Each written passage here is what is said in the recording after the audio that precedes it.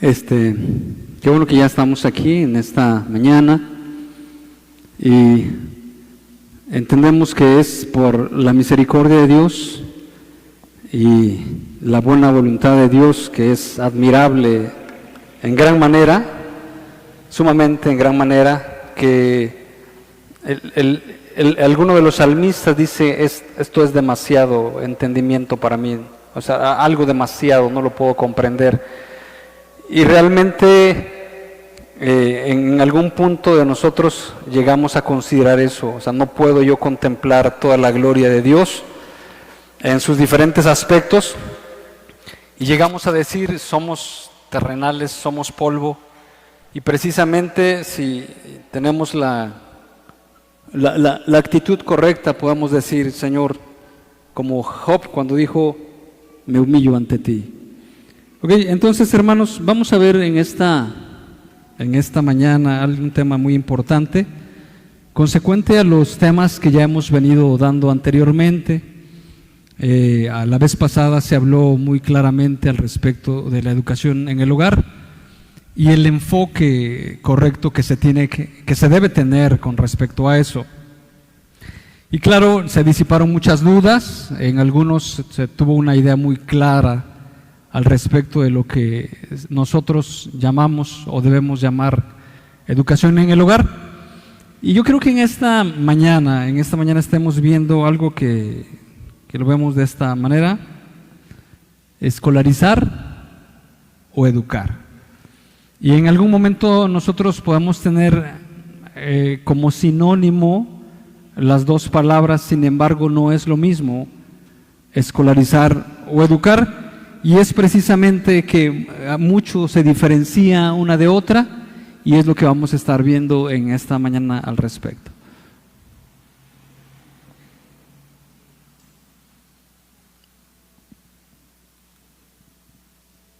Ok, empiezo con una introducción de Darren Miller. Él ha escrito varios libros, y bueno, uno de ellos es precisamente un tema que se titula de esta manera, escolarización o educación. Y lo voy a leer. Dice: yo había asistido a la escuela, de hecho había cursado más estudios que muchas personas en el mundo y más que muchos de mis colegas en los Estados Unidos. Dice: había cursado muchos años de enseñanza, primaria, secundaria, seguido de la universidad, y luego me matriculé en el seminario. Fui producto de 19 años de educación formal para hacer más altos, pero no se me había educado.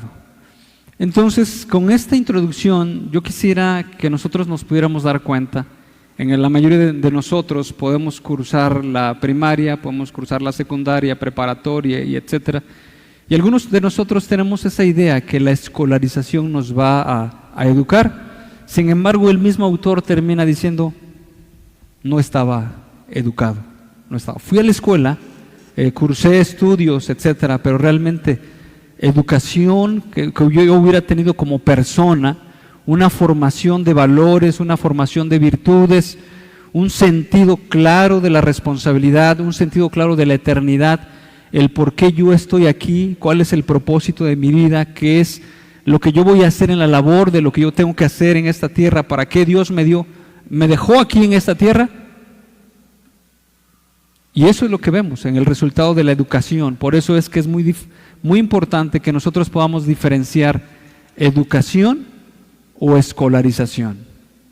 Y el resultado realmente de la escolarización nosotros la podemos ver allá afuera, de muchos alumnos que terminando una carrera, que terminando de estudiar cualquier grado académico, su formación es deficiente, y vemos los resultados en muchas áreas de la vida.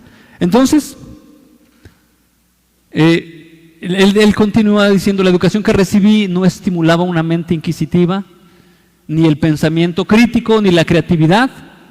Más bien aprendí a memorizar y repetir lo que el maestro me enseñaba.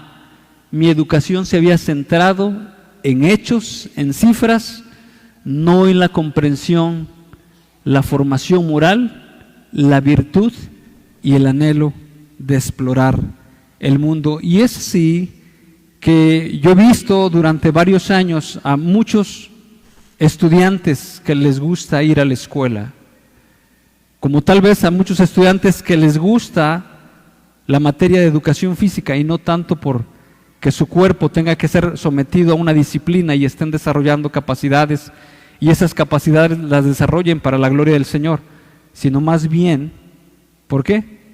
Porque en la materia de educación física yo voy a jugar. O como los muchos estudiantes que hay, yo voy a la escuela, pero no tanto porque sea mi deseo de aprender, sino más bien porque yo sé que ahí voy a encontrar a los amigos, yo voy a encontrar el tiempo de ocio, yo voy a cotorrear, yo voy a jugar, etcétera, es divertido pasar, etcétera.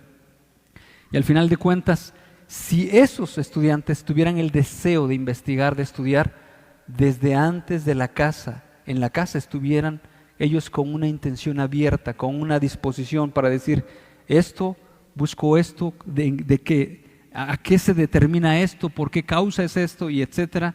Y tuviéramos una gente que estuviera dispuesta a buscar realmente, y no solamente el conocimiento, sino lo que significa eso para nosotros, y realmente eso nos lleve a buscar la gloria del Señor. Pero realmente, en algunos chavos, o muchachos, o jóvenes, el asunto de ir a la escuela es más por diversión, por socialización, por otras cosas, y no por el hecho mismo de estudiar. ¿Ok? Entonces, sabemos que la educación dura toda la vida y en algunos momentos nosotros nos limitamos cuando decimos ya terminó la preparatoria, ya terminó la universidad, ya terminó su educación. Es más, nosotros debemos de saber que estamos también en educación. ¿Hasta cuándo va a terminar nuestra educación, hermanos? Hasta que muramos. Pero tenemos una idea falsa de que la educación solamente le da la escuela y la educación solamente cuando se terminan los grados académicos que nosotros hayamos querido. Por ejemplo, la maestría, el doctorado, etcétera.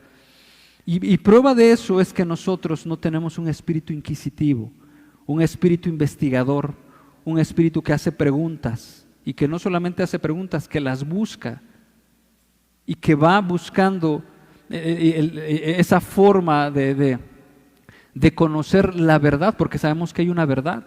Y los mismos científicos y los que tienen temor de Dios han dicho, yo solamente descubro lo que Dios ya ha hecho. Los científicos no han inventado nada, no inventaron las leyes de la gravedad, no inventaron etcétera, solamente descubrieron lo que Dios ya había hecho.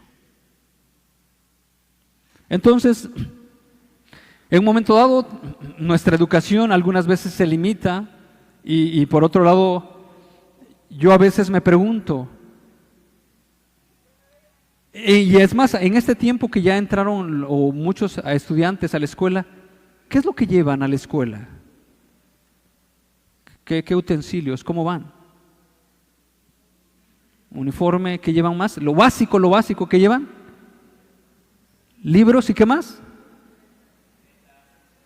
¿Libretas y qué más? Y lapiceros. ¿Por qué llevan eso? ¿Y qué será que ellos tendrán más intención de aprender que nosotros? Porque el cristiano común y corriente es muy inteligente. Todo se le queda, todo, nada se le olvida. Nada se le olvida. Me asombra su capacidad intelectual para retener todas las verdades de la doctrina, porque ellos ya no necesitan lapicero, ya no necesitan libreta, todo de aquí en el cerebro. No puede ser eso. No puede ser que nuestro sentir, nuestro sentido de educación se haya quedado cuando salimos de las aulas. Allá se quedó. No seguimos progresando en esa parte. Entonces, dice, la educación puede producirse en cualquier momento, en cualquier lugar, en medio de una vida ocupada, de manera formal y de manera informal. Esto es verdad. nunca vamos a dejar de aprender si el que tiene la actitud correcta lo puede estar percibiendo. Y se ocurre en medio del mundo, mientras navegamos en la sociedad, la familia, los amigos, mientras estamos en el mercado y la plaza pública. La educación apunta hacia la trinidad cultural: la verdad, la belleza y la bondad. Y entonces esta definición es tomada del diccionario Webster, que tardó aproximadamente 20 años en editarlo o en escribirlo o en investigarlo. Noah Webster fue uno de los académicos, incluso teólogos de los Estados Unidos, sobre los cuales se basó todo ese movimiento de fundación de los Estados Unidos. Y entonces él se llevó aproximadamente más de 20 años para hacer ese diccionario, y lo importante aquí es que ese diccionario traía definiciones directamente tomadas de la Biblia, con raíces de la Biblia enriquecido. Entonces tenemos una definición de qué significa educación. Dice: crianza de un niño, instrucción, formación de modales. La educación comprende toda la instrucción y disciplina destinada a iluminar el entendimiento, corregir el temperamento, formar los hábitos y modales de la juventud y prepararles para un futuro útil. Es indispensable ofrecerles una educación religiosa, y sobre los padres que descuidan estos deberes recae una inmensa responsabilidad. Y aquí, cuando se refiere a educación religiosa, no se está refiriendo al tipo de costumbrismo pudiéramos nosotros tener, de que bueno, vamos a la iglesia y bueno, ya te estoy enseñando una educación religiosa. Las palabras y el uso en diferentes términos han tenido diferentes lugares, y eso más bien se refiere a la instrucción piadosa, a lo que ya hemos visto, el ejemplo, la instrucción, la disciplina y todo eso que necesita un hijo recibir de los padres para que puedan ser instruidos en el camino de la verdad. Entonces, yo quiero hacer una comparación entre lo que es escolarización y lo que es educación. En lo que es escolarización lo estoy escribiendo del lado izquierdo. Dice: una clase con 4 paredes. Educación es mi clase, es el mundo. 12 años de enseñanza primaria y secundaria, cuya meta es la graduación, y algunas veces así lo vemos o lo vimos.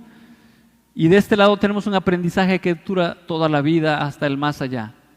Incluso en la eternidad estaremos aprendiendo. De este lado tenemos en la escolarización memorizar y repetir información.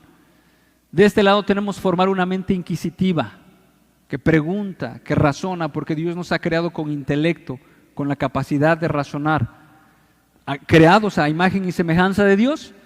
Razonar a partir de principios, nutrir la creatividad y la imaginación, pensar de forma independiente. Seguimos. En la escuela es ir en pos de la última moda y sentirse bien consigo mismo. Incluso me tocó un compañero que, cuando estábamos en la preparatoria, tomando sus decisiones que iba a tomar para entrar a la universidad, algunos de ellos se fueron donde se iban los demás. ¿A dónde vas a estudiar? Pues en esta carrera. ¿Por qué? Porque ahí se van los demás. Y no teniendo una convicción clara de su vocación o de lo que él tiene que hacer, toma decisiones conforme a lo que los otros toman. Dice: la educación, la eterna búsqueda de la verdad, la belleza y la bondad. Ok. De este lado, búsqueda de datos, información y técnica, búsqueda de conocimiento, percibir lo que declara la información, entender lo que significa esa información y aplicar la verdad, una aplicación moral. Eso es también lo que se refiere a la educación. Algunas veces nosotros nos podemos llenar de conocimiento, así como los griegos que buscaban el conocimiento. Sin embargo, los judíos entendían claramente la verdad, el conocimiento y la aplicación práctica en la vida. Seguimos más adelante. La escolarización, las responsabilidades del Estado, como ahorita estamos viendo, el Estado es el que gobierna, que controla el que dice qué asignaturas, cómo se van a dar, pero en la educación es la responsabilidad de los padres y del estudiante.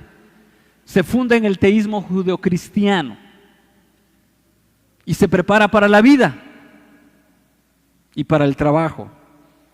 Y de este lado, en la escolarización, se prepara para tareas, conductas en una sociedad de consumo y preparación para un trabajo. Incluso, platicando con alguna persona, hablando así, incluso como usted habrá platicado con algunos profesionistas que después de que se gradúan y que encuentran un trabajo, son trabajos sumamente muy demandantes en tiempo.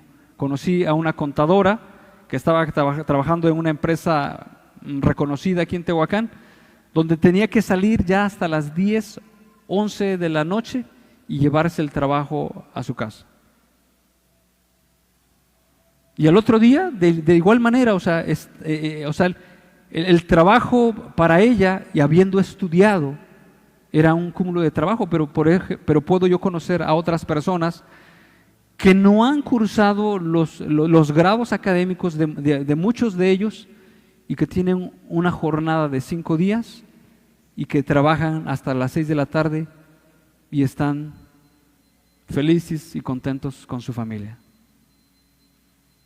Y entonces algunas veces lo que es la educación, la escolarización, nos prepara para ser trabajadores. Y así lo vemos. ¿Para qué estudiamos? No, pues es que quiero trabajar, quiero tener un sueldo, etcétera. Y muchos de nosotros podemos terminar realmente así, trabajando. Claro, en ese sentido de que el trabajo nos gobierna y no es el propósito de Dios, sino más bien Dios quiere que nosotros, en el principal mandamiento que Dios nos establece en Génesis, es que nosotros gobernemos sobre la tierra y no al revés, como lo dice también Hebreos, que en el inicio, en los primeros 2 capítulos, en alguna parte dice que ahí el hombre termina siendo gobernado. En otras palabras, en vez de gobernar, el propósito de gobernar termina siendo gobernado.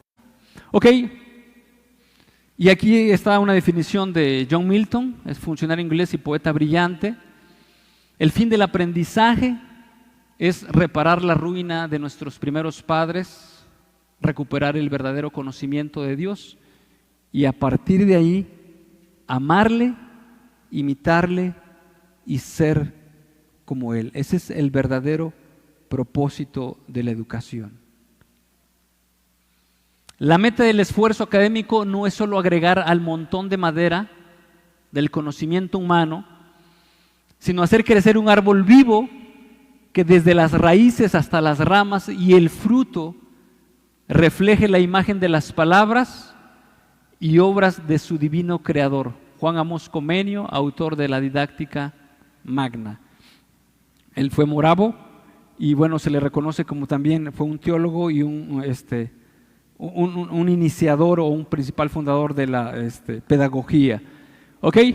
Entonces, a lo mejor alguno de ustedes dice, bueno, es que no ha mencionado la Biblia todavía. Ahorita la vamos a mencionar. Y puesto que el tema se trata quiero hacer muy clara la diferencia entre escolarización y la educación, puesto que hemos estado teniendo resultados muy desfavorables y bueno, no hemos conseguido lograr el propósito inicial de la educación. Este es el escudo de Harvard, de la Universidad de Harvard en Estados Unidos. Se ve muy bien allí en la pantalla. Y sobre estos 3 pilares se fundó la Universidad de Harvard. Los fundadores de Estados Unidos en ese momento tenían muy claro, entendemos que fueron teólogos, que fueron pastores, que fueron personas que venían de Europa con el fin de practicar los mandamientos de Dios y vivir conforme a la voluntad del Señor. Entonces, ellos fundan muchas universidades como la de Yale, la de Harvard, entre otras más, y el principal propósito, como nosotros lo sabemos, es educar para la gloria de Dios, levantar discípulos, levantar misioneros, personas, ministros que glorifiquen a Dios. Y ellos tenían 3 puntos importantes a considerar y que lo reflejaron en este primer escudo de la Universidad de Harvard en Estados Unidos. Ya no es el actual, ya lo han cambiado y ahorita lo voy a mencionar porque tiene 3 libros y en esos 3 libros está escrito la palabra veritas, que en latín significa verdad. El primero se refiere a la revelación de Dios.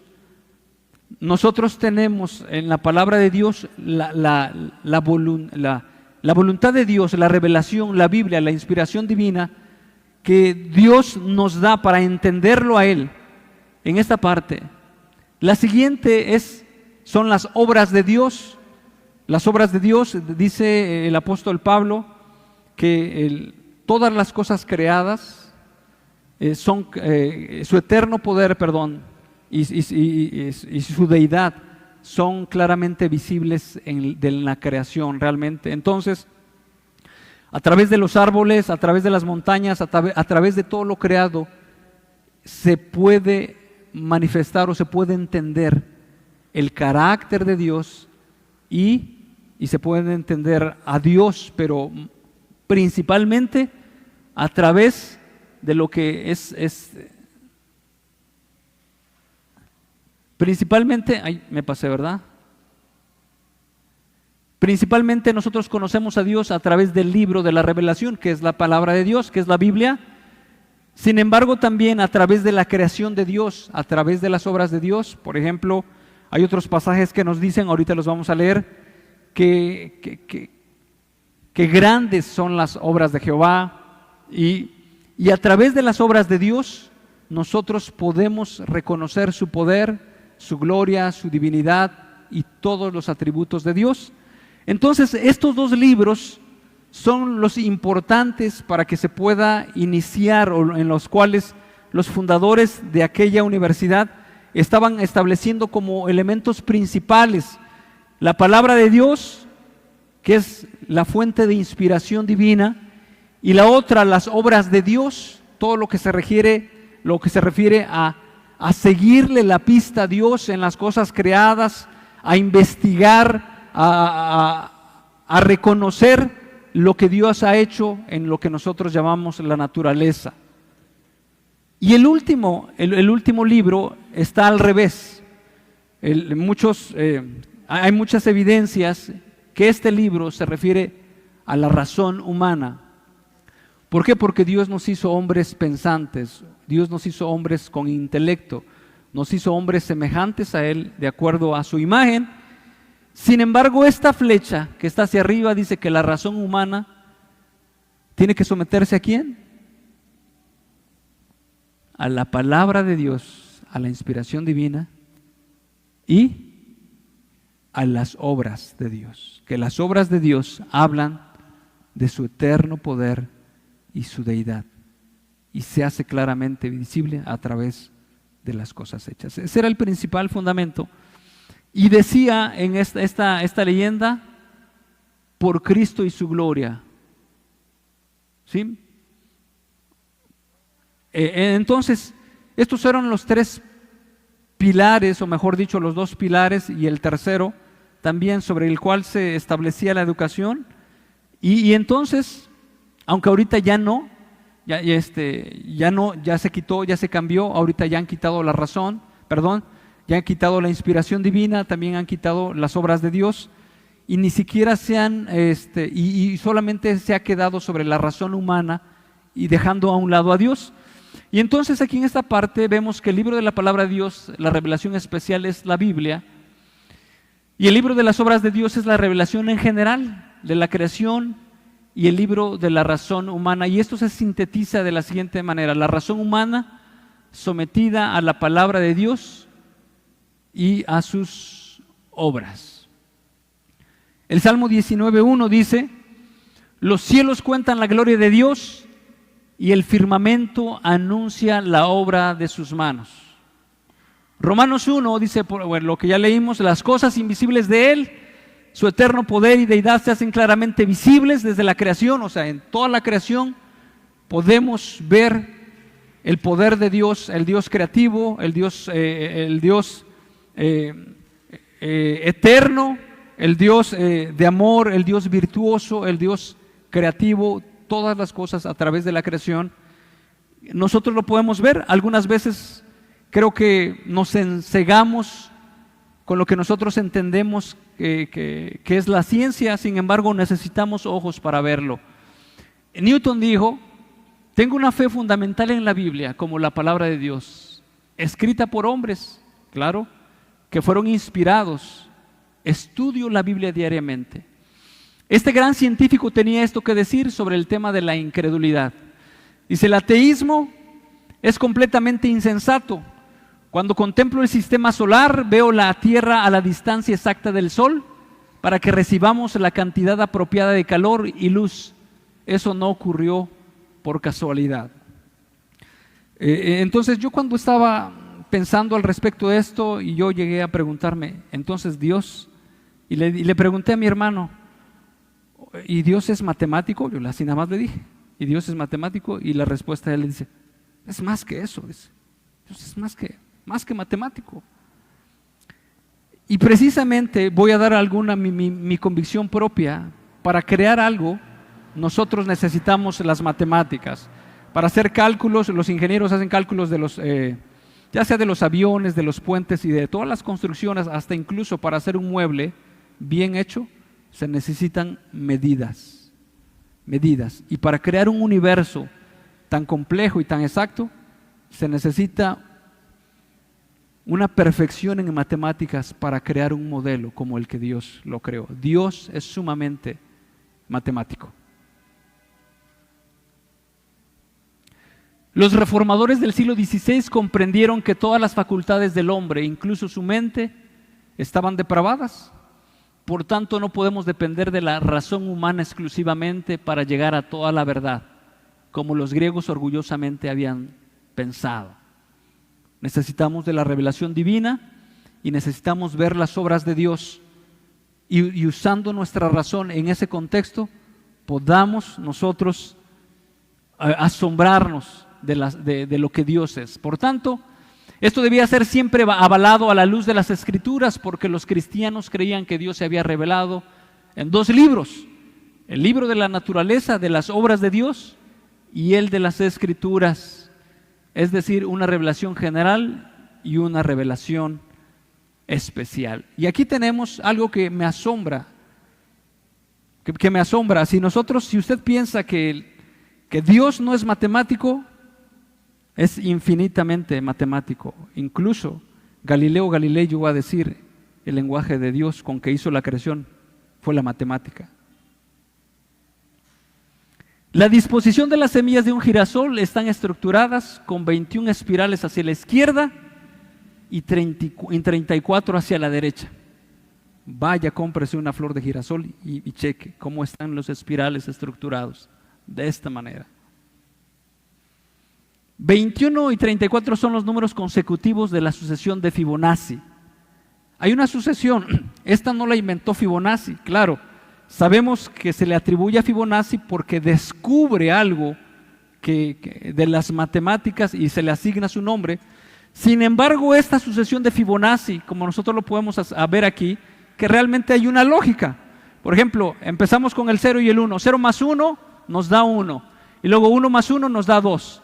Y luego 1 más 2 nos da 3. 2 más 3 nos da 5. 3 más 5 nos da 8, 8 más 5, 13, y así, el anterior se le suma y se sigue esta sucesión que en las matemáticas se llama sucesión de Fibonacci.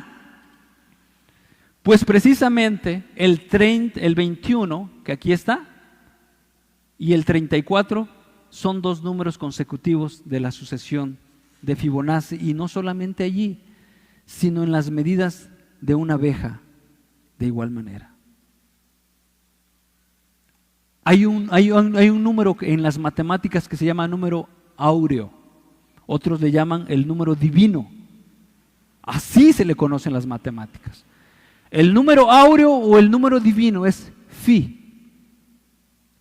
Ese número, igual de esa manera, se obtiene en esta sucesión de Fibonacci, y entonces en muchas plantas y en muchos animales de lo que nosotros vemos como el caracol, también se encuentra una sucesión o números de esa sucesión de Fibonacci, de esa manera debidamente estructurados, como Dios quiso hacerlo. ¿Es casualidad? ¿O hay un diseñador detrás de todas las cosas? Ok, seguimos más adelante. Y entonces yo quisiera que nosotros entendiéramos al respecto de este asunto, porque en algún momento nosotros podemos, alguien dice, si tú mandas a tus hijos a una escuela hindú, ¿qué dirías? ¿Los mandarías? Y algunos dicen, no los mandaría. ¿Mandarías a tus hijos a una escuela budista? No los mandaría. Y entonces algunos preguntan, ¿y tú mandarías a tus hijos a una escuela atea? Y como que se quedan pensando, pues no estaría mal, ¿no? Pero debería de alarmarnos si nosotros estamos mandando a nuestros hijos a una escuela atea. ¿Por qué? Porque la razón es muy sencilla. El fundamento principal para aprender y para educarnos es la palabra de Dios. Nosotros mismos por sí solos no podemos establecer las normas. Incluso lo que ha hecho el hombre o lo que hace el hombre es establecer sus propias normas o utilizar su propia razón, y la Escritura dice, envaneciéndose en sus propios razonamientos. Pensando ser sabios, se hicieron necios. Y eso es lo que logra una educación cuando nosotros nos desatendemos de Dios. Y aquí vamos a ver el importante papel de la Biblia en la educación temprana de los Estados Unidos. Esta fue la primera declaración de la Universidad de Harvard, una de las más prestigiosas o importantes de Estados Unidos, y no sé si solamente de Estados Unidos, y dice que todo estudiante sea instruido con claridad y se aleccione seriamente para que considere bien que el principal fin de su vida y sus estudios es conocer a Dios y a Jesucristo, que es la vida eterna, y por tanto poner a Cristo como la base única de todo verdadero conocimiento y aprendizaje. Lutero dice, sobre todo en todo tipo de escuelas, la lección principal y más común debe estar en las Escrituras. Las Escrituras moldean el carácter, las Escrituras moldean la conducta, las Escrituras traen luz, las Escrituras traen sabiduría, las Escrituras traen integridad, las Escrituras nos advierten, las Escrituras nos amonestan, etc.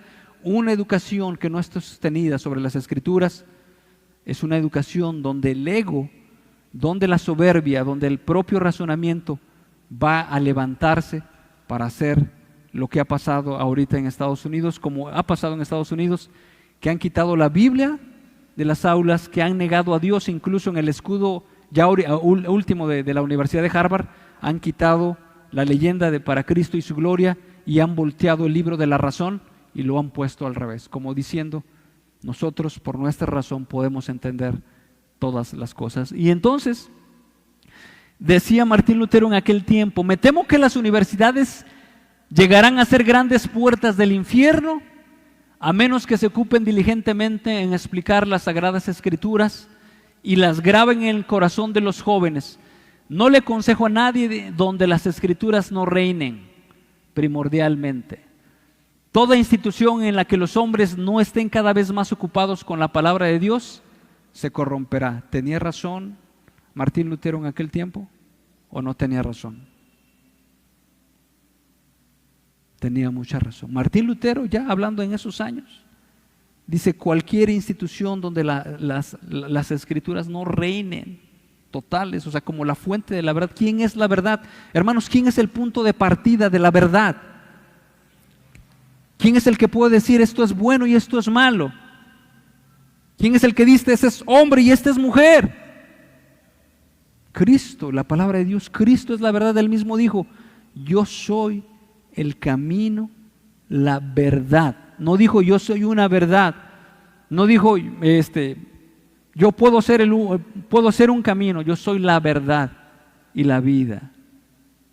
Es la única verdad, el punto de partida en el cual nosotros podemos juzgar todas las cosas. El relativismo dice, bueno, si para ti te parece bien, pues para mí no me parece bien, o a ti te parece mal, a mí no me parece mal. Sin embargo, Jesucristo es el punto de partida para evaluar todas las cosas. Él es eterno, Él es Dios, Él es soberano. No hay mentira en Él, no hay engaño, no hay sombra de variación, no hay nada de eso. Nosotros podemos tener un pensamiento como humanos en este tiempo, pero dentro de 10 años ya cambiamos, somos muy cambiantes, somos muy volubles. Y lo que antes, hace 30, 50 años era pecado, para la gente que no tiene temor de Dios, ahora ya no le puede parecer pecado. ¿Por qué? Lo ve conforme a sus propios ojos, sus propios intereses.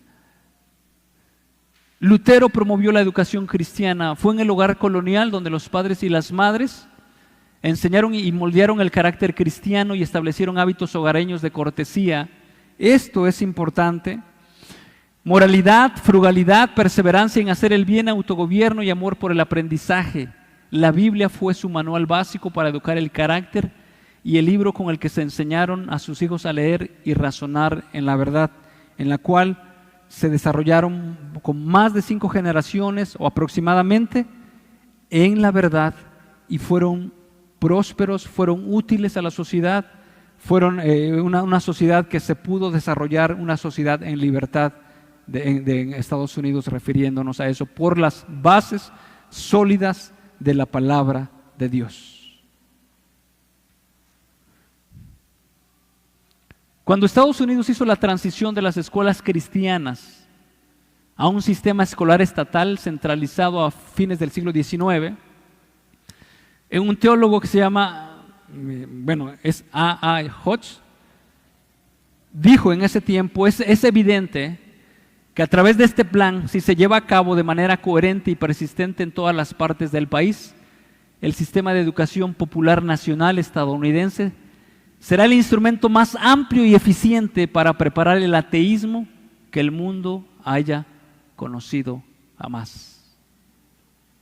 El ateísmo, el negar a Dios, el sacarlo de su vida. Y es así como este teólogo A.A. Hodge pudo vislumbrar en aquel tiempo que una vez que el gobierno tuviera el control de las escuelas, incluso Hitler llegó a decir: denme el control de los libros de texto y voy a influenciar a la nación.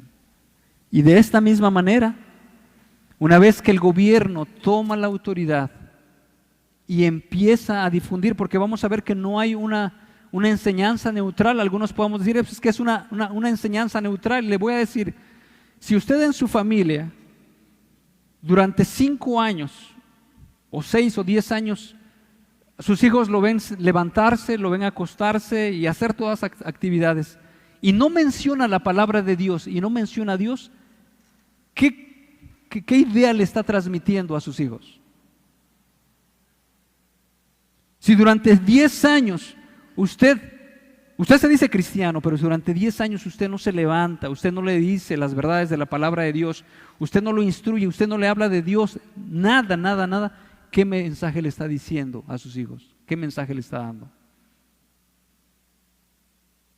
Que Dios no es importante. Ese mensaje le está dando a usted. Dios no es importante, Dios no puede, no es relevante para los asuntos de la sociedad, no es relevante para los asuntos de la familia, no es relevante para los asuntos matrimoniales, no es relevante para nada. Y es así, aunque muchos de nosotros podemos engañarnos. Es que bueno, en las escuelas donde los mandamos es que son neutrales, es una educación neutral, pero al final de cuentas no es neutral. No es una educación neutral. Tendríamos que repensarlo si realmente están teniendo una educación neutral. Cuando no se toma a Dios como punto de referencia en todas las cosas, y en todas las cosas es como dice la Escritura: sean santos en toda vuestra manera de vivir. Y eso no solo implica en la iglesia. ¿En dónde implica? En el trabajo, en la escuela, en la familia, en el hogar y en todas estas cosas. Por eso en algún momento algunos se preocupan mucho, dice: Nos está preocupando mucho el asunto de que en estos tiempos, bueno, no tanto el ateísmo pueda estar floreciendo, y sí, está floreciendo en cierta manera y en ciertas áreas. De lo que nos preocupa más es que los cristianos puedan tener una forma de vivir dualista. ¿Cuál es la forma de vivir dualista? Dios se ocupa de las cosas de la iglesia, el culto, la alabanza, etcétera, la lectura de la palabra de Dios aquí, pero cuando salimos allá afuera, Dios no tiene nada que decir con respecto a la política, no tiene nada que decir conforme a la moral, no tiene nada que decir nada con respecto a la educación, no tiene nada que decir con respecto al trabajo, con respecto al deporte, con respecto a las matemáticas, con respecto a la biología. No tiene nada que decir, y eso es un problema realmente. ¿Qué se perdió en Estados Unidos? Se perdió todo esto. Este era el fundamento que tenían en aquella educación de Estados Unidos. Enfoque y costumbres predominantemente cristianas. El enfoque en la enseñanza y las costumbres eran totalmente cristianos. Tenían los 10 mandamientos allí, y no solamente los tenían, oraban antes de cada clase, y no solamente oraban, también las materias que enseñaban estaban enfocadas al propósito por el cual Dios nos dejó aquí en la tierra, de gobernarla para su gloria. Las materias estaban enfocadas hacia la verdad de Dios, el Evangelio. También había textos académicos con abundancia de las Escrituras, Cristo, el pecado y la salvación. También se leía las publicaciones de McGuffey Readers, publicaciones que estuvieron distribuyéndose con verdades espirituales, con principios espirituales, y este era los textos que estaban leyendo los hijos. Estaban rodeados de la palabra de Dios, estaban influenciados por la palabra de Dios, estaban influenciados por literatura cristiana, estaban influenciados por todo lo que los propósitos de Dios quiere para nosotros. También el diccionario de la lengua inglesa de Noah Webster, que estaba llena de definiciones y referencias a la Biblia. Entonces, no es necesario que se levante un maestro y diga que Jesucristo y la Biblia son irrelevantes para la biología, física y matemáticas. Con el solo hecho de no mencionarlo, se está dando a entender a otra cosa. ¿Ok?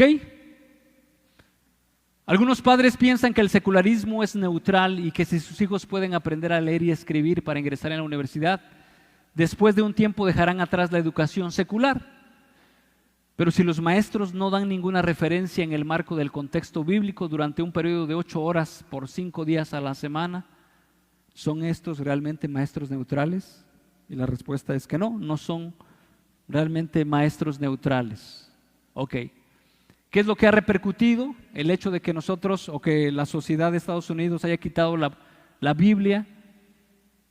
Algunos se vuelven ateos, otros se convierten en dualistas, lo que ya vimos hace rato. Dios se ocupa de las cuestiones de culto, pero allá afuera no tiene nada que ver con el trabajo secular. ¿Ok? Se puede representar a través de esta imagen lo sagrado y lo secular. Así malamente las personas lo podemos observar de una manera equivocada. Sin embargo, la verdad de la palabra de Dios nos lleva a verlo de esta manera correcta. Es el ámbito de las tinieblas que está en conflicto con el diseño divino, y aquí está de este lado el ámbito de la luz que está en armonía con el diseño divino.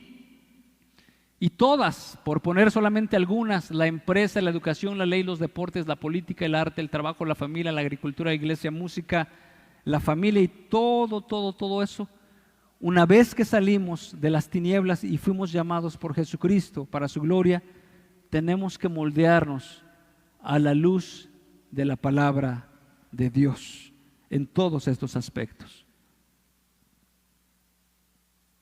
Un colegio puede contar con grandes oradores, viajes misioneros, semanas de énfasis espiritual y sólida enseñanza bíblica. Pero si la instrucción académica que imparten con respecto a las materias las ciencias, las matemáticas, músicas, deportes, libros de texto que utilizan, no conectan los puntos entre lo que los alumnos aprenden y el panorama más amplio del propósito de Dios y sus intenciones para tales materias y habilidades, el dualismo se propagará por defecto. ¿Cuál es el propósito de la educación? Igual menciona que estaba en alguna conferencia con maestros y les pregunta, ¿cuál es el propósito principal de la educación? Y se quedaron así pensando. Y después él les dice el propósito principal de la educación. Y después les pregunta, ¿ustedes la sabían? ¿O tenían en cuenta? Y dijeron no, realmente. O sea, los maestros, muchos maestros, incluso cristianos, no tienen claro el objetivo o el propósito de la educación. Y es es equipar a la próxima generación para gobernar bien este mundo material. Es sobre un mundo de Dios. Es bueno el mundo que Dios ha construido, pero está devastado. Imitarle bien en la totalidad en el presente, tanto en público como en privado, en todo tipo de ocupaciones humanas, hasta que Él regrese, porque el mandato principal que Dios nos ha establecido en el Génesis es hacer familias. Nos mandó a que nos multiplicásemos y luego dice y que gobernemos la tierra y la sojuzguemos. Y ese es el mandato principal, sojuzgar la tierra hasta que Él venga. ¿Ok? Entonces, este es el propósito principal de la educación. Entonces, hermanos, creo que a través de lo que hemos visto ahorita, tenemos que reconsiderar varios aspectos. Primero, el que nosotros no estemos teniendo una mente dualista, pensando que la Escritura, que Jesucristo, porque no tiene nada que decir al respecto de las materias como biología, matemáticas, física, deportes, etc. La Escritura dice, por ejemplo en Colosenses, que en Cristo Jesús están escondidos los tesoros de la sabiduría y la inteligencia. En 2 de Pedro dice, como todas las cosas que pertenecen a la vida y a la piedad nos han sido dadas por su divino poder mediante el conocimiento de aquel que nos llamó por su gloria y excelencia. Entonces, realmente Dios tiene que decir mucho en todas las áreas de nuestra vida. Dios, la palabra de Dios está llena de referencias para cada aspecto de nuestras vidas. El Proverbios 3 dice, reconócelo en todos tus caminos y Él enderezará tus veredas. Y la educación académica no es la excepción realmente. Debemos entender que la educación tiene que ser cristocéntrica, fundamentada en Cristo. Nosotros quitamos a Dios de la educación y vamos a tener personas ateas, vamos a tener personas dualistas, personas que pueden dejar a Dios en la iglesia, pero viven, la fe que ellos tienen no les lleva a cambiar su forma de vida, porque ellos piensan, solamente Dios se queda en la iglesia y algunas veces en la escuela no se les relacionó las materias que llevaban con el propósito y la voluntad de Dios. Y por lo tanto, se quedan con esa imagen: ¿por qué Dios ha de intervenir en la política? ¿Por qué Dios ha de intervenir en mi negocio, en mi trabajo? Sino más bien, Dios es el Señor de todas las cosas, Dios es el dueño y nos ha dado a Cristo Jesús, nos ha rescatado de las tinieblas para que ahora nosotros vivamos en la luz y renovemos toda nuestra mente. Y que, hermanos, no nos conformemos en decir, bueno, o no nos limitemos o no suspiremos cuando nosotros mandamos a nuestros hijos a la escuela y bueno, qué bueno que ya están estudiando, pero ese no es el propósito ni el fin principal de la educación. Ese no es el propósito. Realmente el fin principal de la educación es que podamos glorificar a Dios con nuestras vidas, con nuestros trabajos y estar gobernando la tierra para su gloria. Y detrás de todas las ciencias, Cristo tiene muchas cosas que decir, incluso en las matemáticas, en la física, en la biología. Me sorprendía también cuando el hermano Alejandro me hablaba acerca de las células, si no mal recuerdo, acerca de las células de algún miembro humano. Dice que cuando están separadas van en diferentes ritmos, pero cuando se juntan empiezan a girar al unísono. Igual, el mismo sistema solar nos habla de un centro que es el Sol. Cristo Jesús es el centro de la verdad también. Las matemáticas nos hablan de jerarquía, hermanos, en una jerarquía de operaciones, que lo que se ve en primero de secundaria. Sin embargo, la palabra de Dios nos habla de orden. Dios es un Dios de orden, un Dios que también ha establecido las cosas, y también en el Génesis vemos el orden de las cosas, la perfección de la hechura en todas las cosas, y realmente a través de la creación vemos plasmado el carácter de Dios, y nosotros nos podamos admirar y nosotros podamos tomar los principios de Dios, de la creación y principalmente de la palabra de Dios revelada, para que nosotros gobernemos esta tierra y seamos para gloria de Él. Entonces, creo que es importante reconsiderar que, bueno, no solamente es acumular conocimiento, sino más bien que nosotros podamos tener el fundamento principal, que es Cristo Jesús. Vamos a dar gracias. Les pido pues que cerremos nuestros ojos y nos encomendemos a Dios.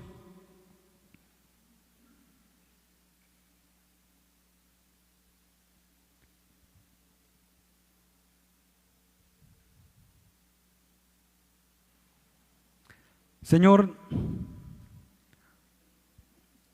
son grandes tus obras. Eres eterno, Señor. Permítenos que nosotros podamos estar escudriñando tu palabra para tener la revelación de la persona de Cristo Jesús. Señor, y también que a través de la razón que tú nos has dado, Padre, podamos meditar en las obras tuyas, en que todo lo que has creado, y que estas obras que tú has creado hablan de tu carácter, dan testimonio, Señor, de tu poder, de tu deidad y de lo eterno que tú eres también, Señor.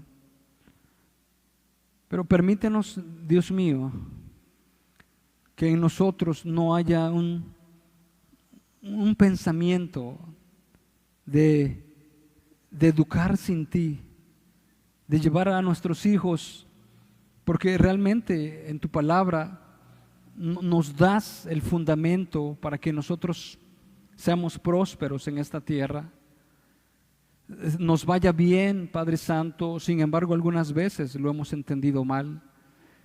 Pensamos que con el solo hecho de estudiar alguna profesión podremos superarnos, pero la realidad no es así, Señor.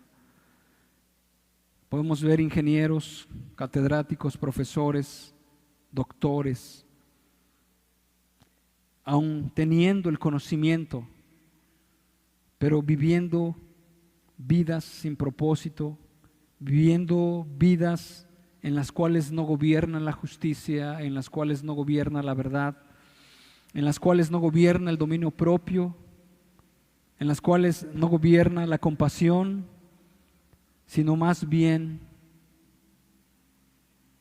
los deseos de un corazón egoísta, en médicos, en licenciados, en contadores y en cuantas otras personas, y el resultado lo podemos ver: una sociedad corrompida, una sociedad infiel, una sociedad destruida, una sociedad que se está tambaleando, donde a la verdad le han llamado mentira, donde a la mentira se le aplaude, donde los deseos pecaminosos se le han dado rienda suelta, y como consecuencia vemos mucha destrucción social, Señor. Ayúdanos, Padre bendito, para que nosotros, teniendo ojos abiertos, estemos considerando la persona de Cristo Jesús, estemos considerando su palabra, estemos considerando el fundamento, estemos viendo, Señor, la manera en que vamos a educar. Padre, educar no concentrando nada más en mandar a nuestros hijos a la escuela y estar satisfechos con eso, Padre, que realmente ellos van a tomar una postura atea, que ellos van a tomar un desentendimiento de las cosas espirituales de Dios. Tú has hecho todas las cosas, tú has hecho los cielos y la tierra, tú pusiste al hombre con un propósito, Padre, y mientras esté en ese propósito, en el diseño de Dios, va a tener plenitud, va a tener vida, Señor, pero lejos de ti, Señor, incluso ni en el matrimonio hallará satisfacción, en ninguna de las cosas, Padre, porque esa es la idea que se tiene allá afuera, Dios mío. Pero ayúdanos para entender tu palabra, Señor. Ayúdanos para que nosotros seamos personas con una decisión en estar formando a nuestros hijos, en estar viendo por la piedad, en estar estableciendo como fundamento la inspiración de Dios y las obras de Dios, Padre. Líbranos pues de nosotros vivir en nuestros propios razonamientos, en nuestras propias ideas, porque al final de cuentas no van a prevalecer.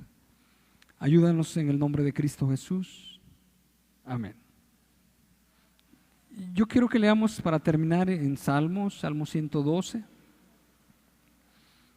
Ya hemos leído anteriormente algunos capítulos, versículos del